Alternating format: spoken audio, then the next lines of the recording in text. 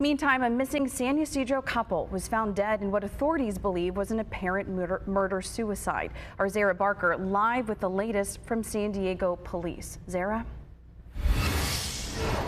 Yeah, hi Megan, good afternoon to you. Unfortunately, we have a really sad update to share in this story. So exactly a week ago today, these two parents from San Ysidro were reported missing by their family members. And then just earlier today, San Diego police confirming the two of them were found dead inside of a car outside of a casino in Campo.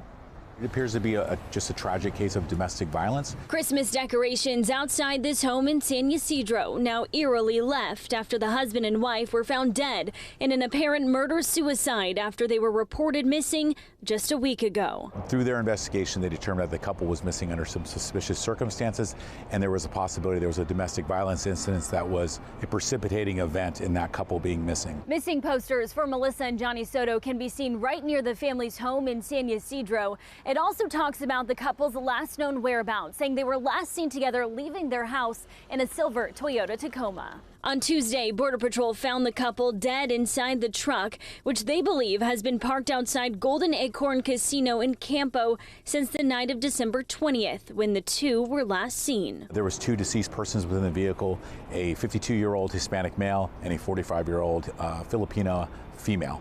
The male appeared that he suffered from a self-inflicted gunshot wound to the head.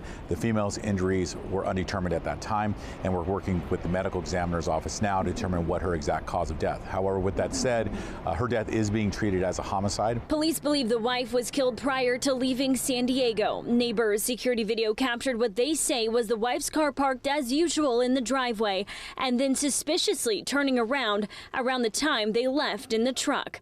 Police say the couple had been separated and has a family. A GoFundMe created by the family identifies the two as Melissa and Johnny Soto.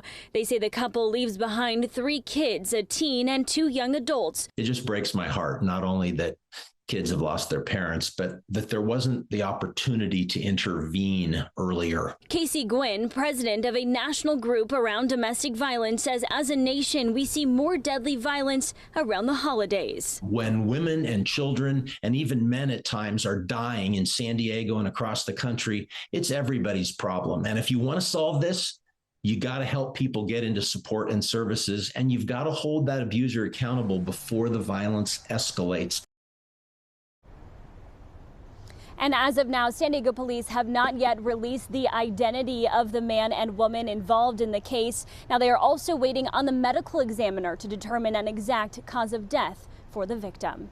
We're live outside San Diego Police Department headquarters in downtown. Zara Barker, Fox 5 News.